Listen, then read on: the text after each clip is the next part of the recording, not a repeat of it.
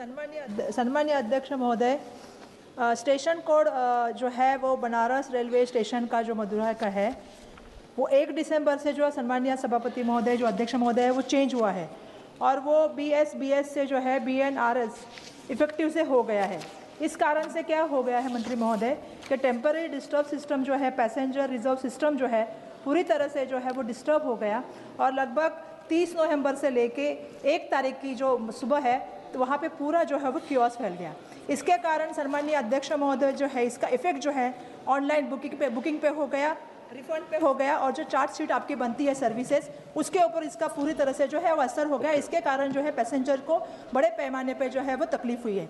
आज भी बहुत सारे पैसेंजर है जो ओल्ड कोड जो है BS पे ही अप्लाई कर रहे हैं। तो मेरा आपसे विनंती यह है कि इस तरह से जब आप इफेक्टिव कोई चीज़ करते हैं तो उसका असर पूरा सिस्टम पे होता है। तो ये जब चीज़ होती है तो इसके लिए आपके आने वाले दिनों में क्या कार्रवाई रहेगी और किस तरह से आप आगे जाएंगे और ये जो अभी नुकसान हुआ है उनका भरपाई हो गया।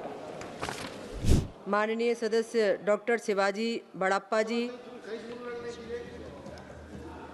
धन्यवाद अध्यक्ष महोदया।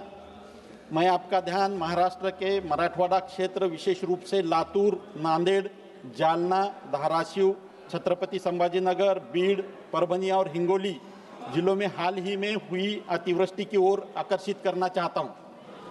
इस भीषण वर्षा के कारण किसानों की भूमि पूर्णतः क्षतिग्रस्त हो चुकी है तथा उनकी खड़ी फसलों को भारी नुकसान पहुंचा है। कई स्थानों पर उनकी उपजाऊ जमीन कटकर बह गई है।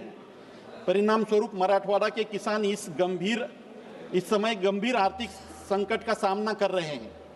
दुर्भाग्य की बात यह है कि अब तक महाराष्ट्र सरकार द्वारा प्रभावित किसानों को जो मुआवजा प्रदान किया गया है वो अत्यंत अपर्याप्त है। कई किसानों की बहुत अधिक भूमि कटकर बह गई है। इसके बावजूद महाराष्ट्र सरकार द्वारा केवल 2 या 3 हेक्टेयर तक की मुआवजा देने की योजना बनाई जा रही है जो कि न्यायोचित नहीं है। अतः मैं इस सदन के माध्यम से माननीय कृषि मंत्री महोदय से निवेदन करता हूं कि महाराष्ट्र राज्य के मराठवाड़ा क्षेत्र के अतिवृष्टि से प्रभावित किसानों की कटकर बह गई भूमि को तत्काल महाराष्ट्र सरकारी एजेंसियों के माध्यम से दुरुस्त कराया जाए तथा उन्हें उचित और पर्याप्त मुआवजा तुरंत प्रदान किया जाए। धन्यवाद। Shri Ummedaram Beniwal.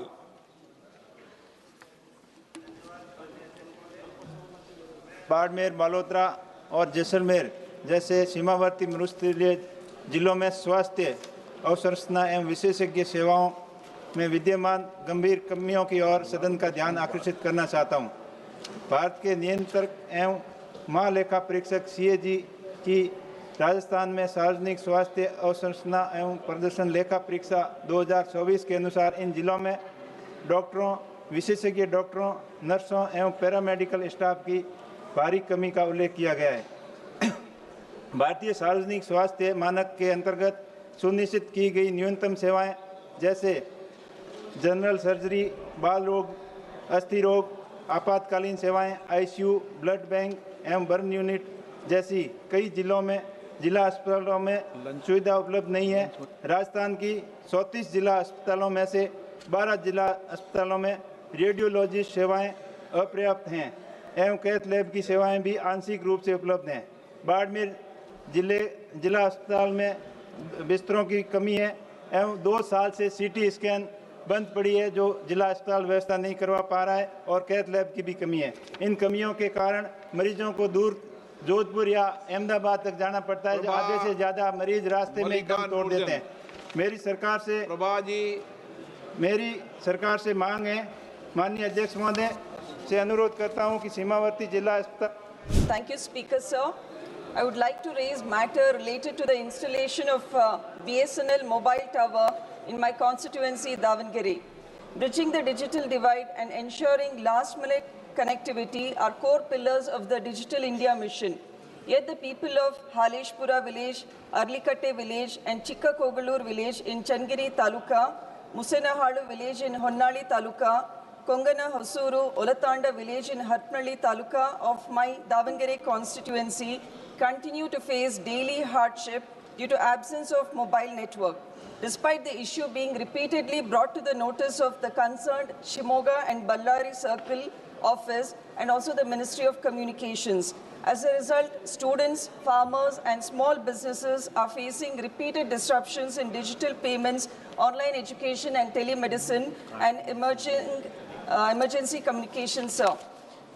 Speaker, sir, I therefore urge the ministry to address the BSNL network issue at these underserved rural community.